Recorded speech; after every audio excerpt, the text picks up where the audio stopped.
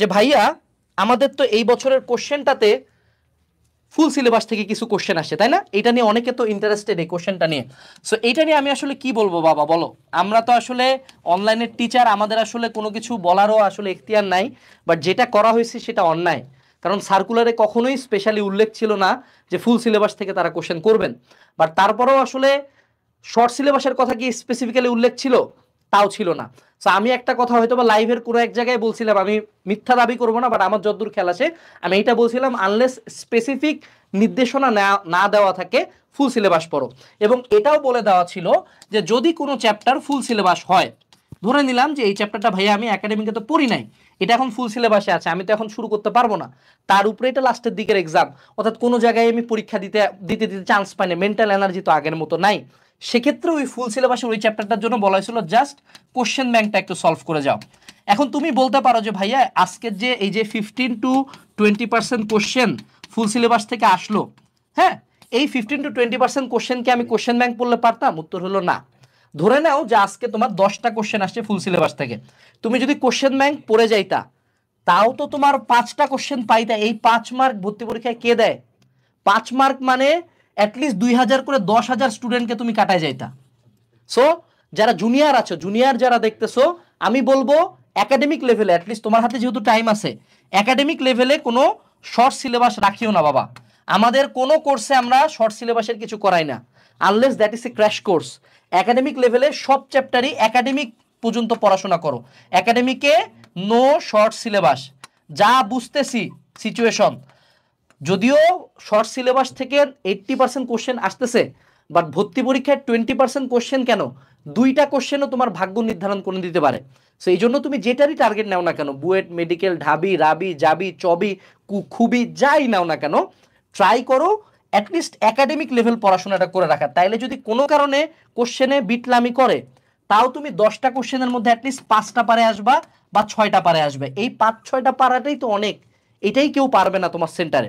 এবং যারা এখন এই যে 24 ব্যাচ আসো, যারা আজকে এই ফুল সিলেবাসের কারণে ধরাটা খাইছো, তাদের উদ্দেশ্যে আমি বলবো মনটা ছোট করিও না, কারণ তুমি শুধু একা ধরা খাও নাই, তোমার সাথে যারা পরীক্ষা দিতে গেছে এরাও কোথাও চান্স পায় নাই। এদের মধ্যে কেউই এরকম ছিল না যে শর্ট সিলেবাসের বাইরের চ্যাপ্টারগুলো পুরো ভাস্কো দা গামার মতো পড়ে গেছে, তাদের প্রত্যেকেরই প্রিপারেশনগত দুর্বলতা ছিল। সো যদি 10টা কোশ্চেন শর্ট সিলেবাস থেকে আসছে, হার্ডলি কৃষির ভার্সিটির প্রথমরা বাদে মেজরিটি মানুষজন হয়তোবা 3 থেকে 4টা পারছে। সো আশা করা যায় যে না, যে বেস লাইনটা যেটা, সেটা ইনশাল্লাহ বজায় থাকবে।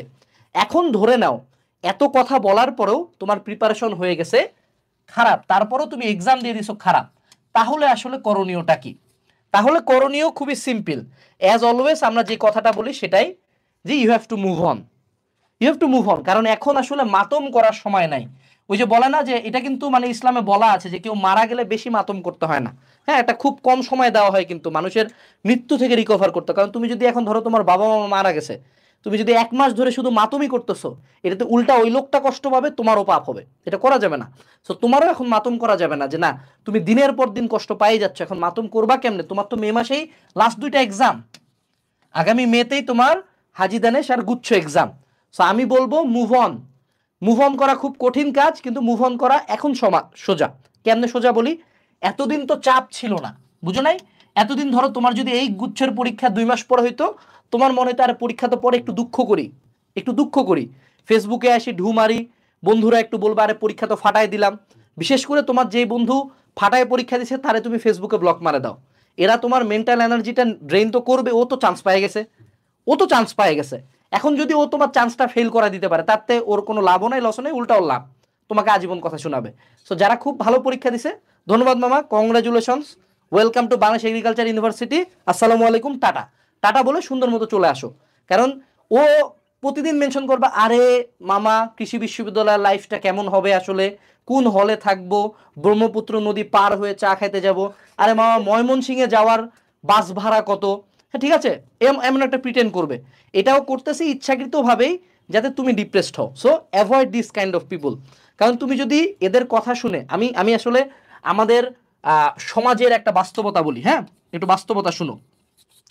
ধরো তুমি আজকে ডিপ্রেসড হইলা, ধরো যারা চান্স পাও নাই, ঠিক আছে, তুমি আজকে ডিপ্রেসড হইলা, তুমি প্রথমে সোশ্যাল মিডিয়া অফ করলা, তুমি তোমার ফোন ভাঙে দিলা, তোমার চুল দাড়ি কাটে ফেললা, তুমি বাসায় খাওয়া দাওয়া অফ করলা, তুমি রুমের মধ্যে বসে প্রতিদিন কাঁদতেছো প্রতিদিন, এবং এইভাবে তুমি একটানা 15 দিন থাকলা, তুমি শুধু বাঁচে আছো, কিন্তু তুমি শুধু কি করতেছো, জাস্ট বাঁচে আছো।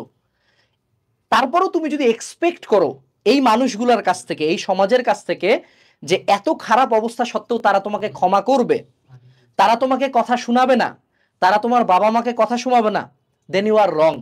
তারা তুমি যত মানে ধ্বংস হয়ে যাও, তুমি যদি মরেও যাও তাও বলবে আরে কি দুর্বল, মরে গেল। মনে রাখবা মরা যাবে না, কখনোই মরা যাবে না। মরা তো ওই দিনই যাবে যেদিন আল্লাহ ডাক দিছে, তার আগে যা আছে জীবনে, সো আরেকবার ঘুরে দাঁড়াইতে হবে। আরেকবার ঘুরে দাঁড়ায়, যেহেতু সমাজ আমার দুঃখর কোনো কেয়ার করতেছে না, তো সমাজকে সমাজের মতো জবাব দিতে হবে। সে জবাব দেওয়ার উপায় এখন হাতে দুইটা, এক হলো গুচ্ছ, দুই হলো হাজি দানেশ। এখন এখানে একটা আশার কথা বলি, এখানে একটা হোপ আছে। হোপটা কি, আমি কখনোই গুচ্ছ বা হাজি দানেশকে আলাদা করে দেখতে বলবো না। তুমি যদি একটার প্রিপারেশন নিছো, সবাই তো গুচ্ছ নিছই, মেজরিটি কিন্তু গুচ্ছর প্রিপারেশন নেওয়া আসো, এখন হাজি দানেশটাকে অ্যাড করতে হবে। কিচ্ছু করতে হবে না, হাজি দানেশে যদি অ্যাড করতে চাও, হাজি দানেশ নিজে মেলা বছর পরে খোলস ছাড়ে বের হইছে, মেলা বছর পরে খোলস ছাড়ে বের হইছে। তার মানে কি হাজি দানেশ কি এখন বসে বসে খুবই ইউনিক কোশ্চেন করবে? নিঃসন্দেহে না।